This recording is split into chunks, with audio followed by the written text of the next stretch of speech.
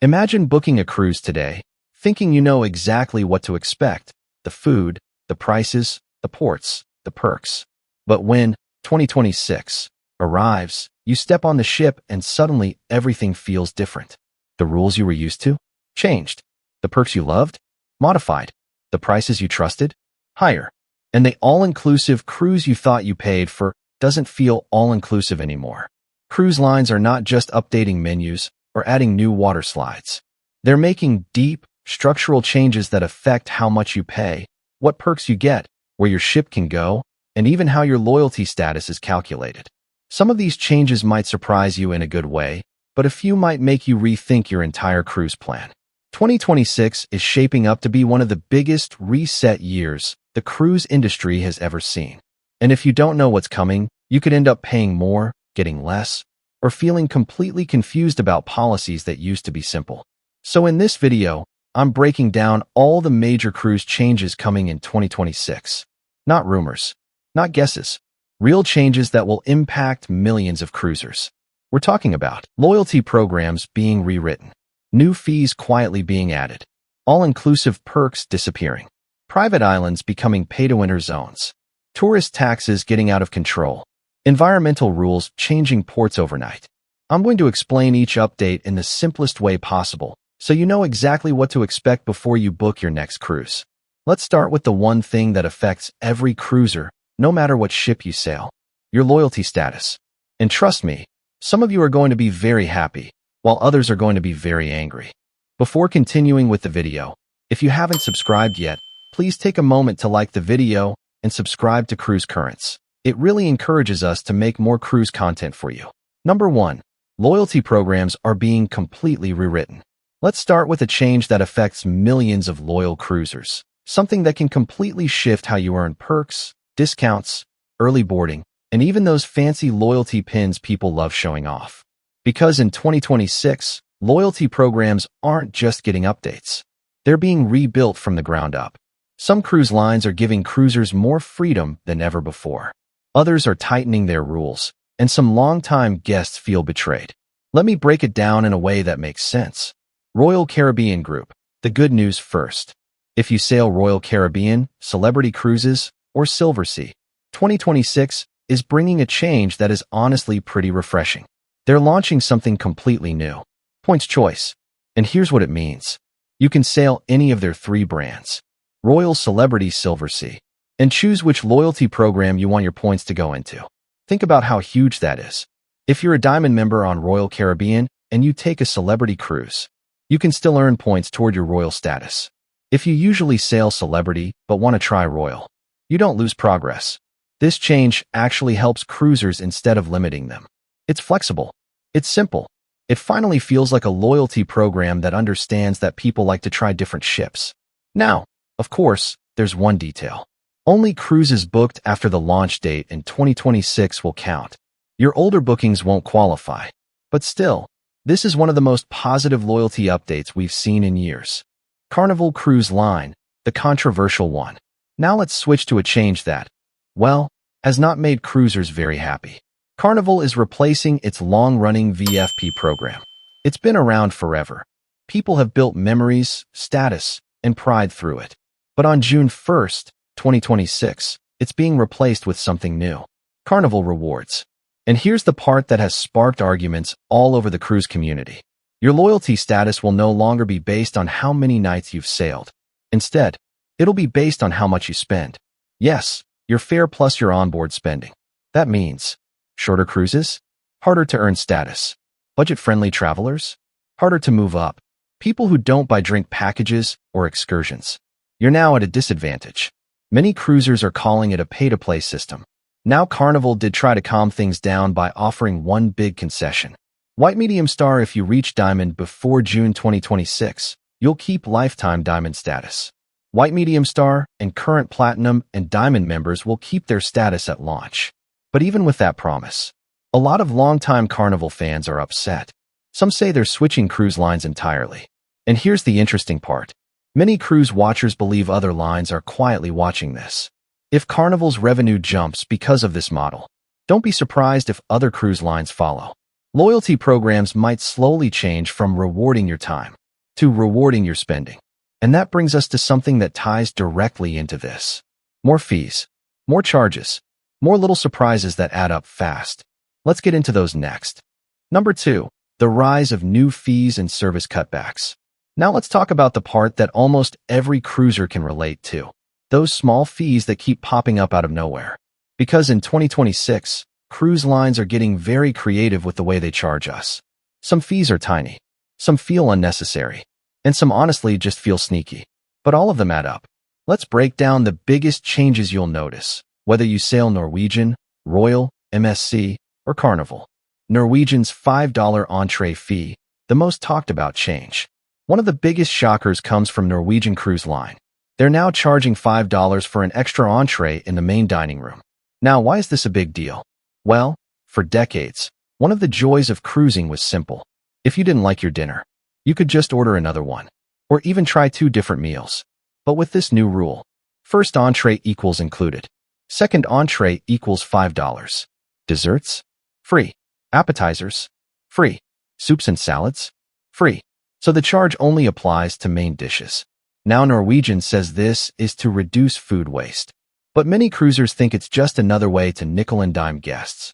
And here's the frustrating part. Some guests say they were charged even when their first entree was cold or undercooked, which feels less like a fee and more like a penalty. Norwegian isn't alone though. MSC has a very similar rule, and Carnival charges $5 for a third entree. But Norwegian's version is the one people talk about the most, because it feels like another piece of the all-included experience slowly fading away. Room service changes, more fees, fewer options. Room service used to be a relaxing little luxury. You could order it, sit on your balcony, enjoy breakfast in peace. Now, it's becoming another revenue point. Norwegian now charges about $4.95 for breakfast, up to $12.99 later in the day. Even worse, some passengers reported being charged again for a replacement meal. New limits have also been introduced. 1 hot dish plus 1 cold dish per person at breakfast. 2 hot dishes per person later in the day, all under a single delivery fee. These might sound small, but they slowly chip away at what cruising used to feel like. A simple, stress-free experience. Norwegian's private island drink restriction. This one shocked a lot of cruisers. Starting March 1st, 2026, your ship's drink package won't work on Norwegian's private island. Yes, their own island. If you want alcoholic or specialty drinks on the island, you must buy a separate island drink package or pay per drink. Basic drinks like water and lemonade remain free, but anything else becomes a new expense. Cruisers say it feels like being charged twice for the same perk, once on the ship and again on the island. Raising fees for kids' clubs, a costly surprise for families. Royal Caribbean is raising its late-night childcare fee from 10 p.m. to 1 a.m., from $10 to $15 per hour per child. It used to be only $6 back in 2005 for families with 2 to 3 kids using this service every night. That can add up faster than you think. Small cuts that add up, the ones you don't expect. Cruisers have also reported cabins arriving without top sheets. Housekeeping explaining it's a sustainability measure. Fewer staff in dining rooms. Longer wait times. Smaller portions in some venues. Individually, these things seem minor. But together, they're a clear sign that cruise lines are tightening costs behind the scenes. And probably the biggest reason for all these changes is this. Cruise lines know that travelers today expect lower prices. So instead of raising base fares, they add little fees around the edges. Which brings us directly to the next big topic, the slow death of the all-inclusive cruise. Number 3, the death of all-inclusive cruising. Cruising used to feel simple. You paid your fare, you got on the ship, and almost everything was included. Food, entertainment, service, and even gratuities on some lines. But in 2026, that simple, all-inclusive feeling is slowly disappearing. Cruise lines aren't saying it out loud, but they're quietly changing the rules so your cruise costs more, while looking cheaper on the surface. Let's go through the biggest examples of this shift. Virgin Voyages, the end of the no-tipping era. Virgin Voyages built its entire identity around one promise. Everything is included. No tips. No surprises. People love that. It felt refreshing. No confusion, no guesswork, no awkward tipping moments. But starting in 2025 and becoming fully standard in 2026, gratuities are no longer included. They're now $20 per person per day if prepaid, $22 per person per day if paid on board. On a 7-night cruise, that's $140 to $150 extra per person. For a couple, that's almost $300 added to your trip. For a family, even more. This change shocked a lot of loyal Virgin cruisers because it removes what made Virgin feel different from every other cruise line. Virgin's new fare tiers, more complicated, less inclusive. Virgin is also introducing a brand new fare system called Voyage Fare Choices. You now choose between 3 tiers. Base, cheapest, least flexibility. Essential, some extras added. Premium, the most perks, but also the highest price. This includes better Wi-Fi, earlier dining reservations, more flexible cancellation, extra onboard credit. These changes aren't bad, but they make Virgin feel more like every other cruise line, instead of the simple, easy brand it used to be. Many cruisers say it feels like the end of Virgin's original vision. Princess Cruises, cheaper prices. Princess announced something that sounded exciting at first. Lower fares. But the catch is big. Non-refundable deposits are now the default. This means, if you change your mind, you lose your deposit. If plans shift, you lose money. If you want flexibility, you must pay a higher fare. It's the same system airlines use. Want flexibility? Pay more. To be fair, the non-refundable fares are cheaper up front. The deposit amounts are smaller too. But cruise experts say this change reduces the freedom cruisers used to enjoy, where you could book far in advance without worrying too much if your plans changed. Now you must be more certain before booking. The big picture, why all cruise lines are doing this. Cruise fares today often look lower than ever, especially on sales. But what cruise lines don't tell you is, the base fare is dropping, because everything else is going up. This includes gratuities, drink package prices, specialty dining, room service fees, internet packages, private island charges, port fees, environmental fees, premium dining upcharges, and more. In 2026, your cruise might look cheap online, but once you add all the extras you used to get for free, the final price ends up being much higher. And cruise lines know this. They keep the fare low so the ad looks attractive. Then they recover the money through small fees spread across your trip. It's a strategy every cruise line is now using. The sad truth. Cruising is slowly turning into base price equals just the ticket. Everything else equals add-ons. This isn't your fault. This isn't the travel agent's fault. This is simply the new direction the cruise industry is taking. And nowhere is that more obvious. Number 4. Expensive private islands. Cruise lines are spending huge sums to build private islands and exclusive beach clubs. On paper, it sounds amazing. Private beaches, pools, cabanas, restaurants, and activities built just for cruise guests. But the truth for many cruisers is simpler. Most of these premium areas now cost extra, and the price tags are surprising. Real examples and what to expect. Here's what's been happening in 2025 to 2026 that directly affects you. Norwegian's upgrades, big investments in Great Stirrup Cay, new water attractions, dining areas, and a proper pier. Sounds awesome. But remember the new rule. Many shipboard drink packages don't apply ashore. That means cocktails on the beach often cost extra. Royal's Beach Clubs. These are being marketed like all-inclusive day clubs, but they usually require a separate day pass. Prices reported range widely depending on location and package level. Some passes include food and drinks, others do not. On island extras, cabana rentals, water sport activities, specialty dining reservations, and premium beach areas are commonly charged on top of the island pass. Bottom line, the nicer the island, the more likely you'll pay for it. Why many cruisers are upset? There are 3 main complaints you'll hear. Double paying. People paid for a drink package on the ship thinking it covered the whole day. Then they hit the island and learn it doesn't. That feels like being charged twice for the same perk. Some cruisers book a cruise to visit real towns, meet locals, and see culture. A private island is safe and shiny, but it's not real travel to a community. Final take. Is this the future of cruising? Private islands and beach clubs will keep growing. They're a major profit place for cruise lines, and many guests genuinely love them for convenience and safety. But they also change the nature of cruising. Instead of exploring a destination, you might be stepping onto a branded, polished space designed to keep your money inside the cruise company. So the real question for you is this: do you want cleaner, safer, easier days with a higher price tag? Or do you want authentic, local experiences, sometimes messier, sometimes cheaper, but more real? There's no single right answer. Just know what you're buying before you step off the ship. Number 5. Hidden cruise taxes and destination fees.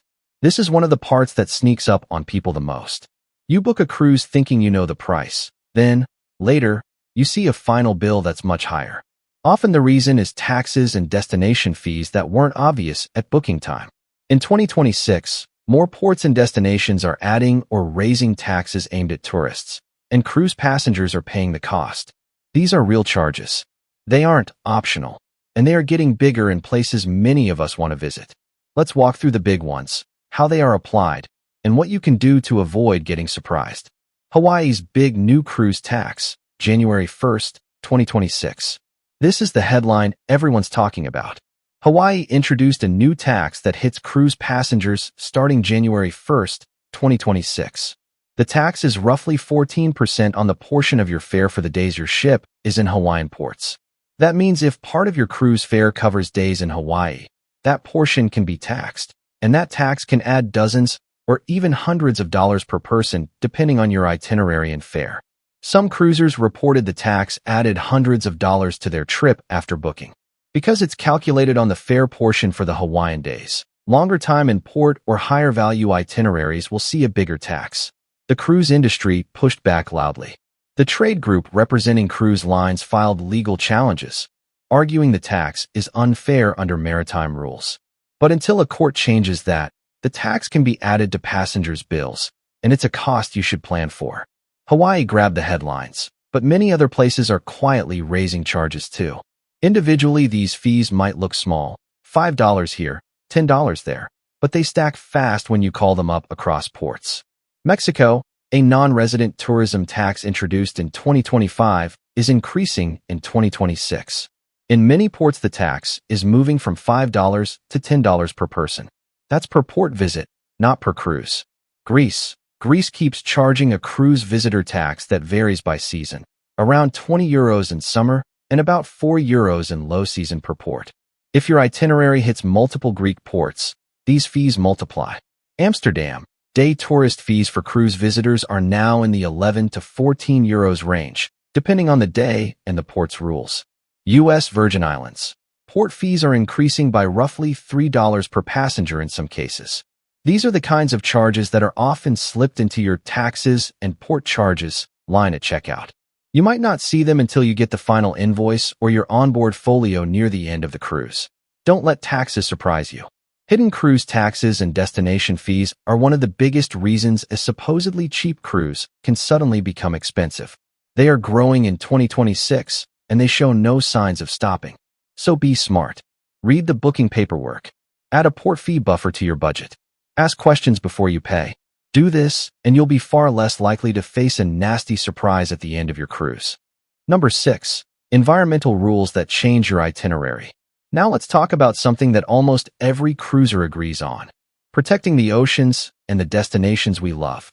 But in 2026, the environmental rules designed to protect these places come with a catch. They're about to change where ships can sail, which ports you can visit, and how much you'll end up paying.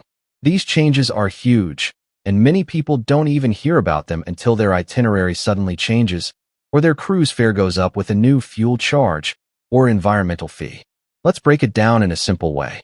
Cleaner fuel rules equals higher cruise prices. Starting in 2026, more regions, especially Europe, are enforcing strict new clean air rules for ships. This includes expanded emission control zones, mandatory use of cleaner, low-sulfur fuel, requirements to use alternative fuels like LNG in certain areas, stricter pollution limits near sensitive coastlines. All of this is good for the environment. But the truth is, cleaner fuel is much more expensive, and switching back and forth between fuel types during a cruise is even more costly. Cruise lines like Royal Caribbean, MSC, Carnival, and others are investing millions to meet the new rules. But let's be honest, that cost doesn't disappear. It usually shows up as fuel surcharges, environmental fees, higher taxes and port charges, or simply higher cruise prices overall. These fees often get added quietly under the taxes and fees section of your booking, and most people don't notice until they check their final invoice. So yes, greener cruising is here, and you're going to feel it directly in your budget. This is the part that is going to shock a lot of cruisers. Some of the world's most popular destinations are now introducing strict limits on how many cruise passengers can visit each day, and some major ports are banning certain types of ships entirely. Here are a few examples of what 2026 will bring. Venice, tighter controls and strict caps. This iconic destination has been limiting large ships for years. But in 2026, expect even tighter restrictions, smaller daily passenger caps, and more itinerary changes where ships dock farther away. Santorini, crowd control rules. Santorini has become one of the most congested cruise stops in Europe. Starting in 2026, the island will enforce stricter daily passenger limits to reduce overcrowding. That means ships may have to skip the port on certain days, even if you booked months ago. Dubrovnik, protecting the old town. Dubrovnik has been fighting over tourism for years. In 2026, the city plans new regulations limiting how many cruise ships and passengers can arrive during peak hours. Parts of Alaska, environmental protection zones. Expect more rules protecting wildlife areas and limiting the size and number of ships allowed on certain routes. Cannes, France, mega ships banned. One of the strongest changes is happening in Cannes. Starting in 2026, ships carrying over 5,000 passengers will be completely banned from docking or tendering here. This affects many of the world's biggest vessels, some of the very ships families love the most. So here's the bottom line. Environmental rules in 2026 will change, where cruise ships can sail, which ports they can visit, how much it costs to operate those ships, and ultimately, how much you pay for your vacation. Cleaner cruising is important, but it's also becoming more expensive. So always check your itinerary, read your booking updates, and keep an eye on any last-minute port changes. And that brings us to the end of today's video. Cruising in 2026 will look different, feel different, and cost different. But if you stay informed, nothing can stop you from having an amazing vacation. If this video helped you understand what's changing, then do one small thing before you go. Hit the like button. It really supports the channel and helps more cruisers find the information they need. And if you love learning about cruising, money-saving tips, ship reviews, and all the new updates, then make sure you subscribe. Thank you so much for watching. Stay safe, stay prepared, and as always, happy cruising.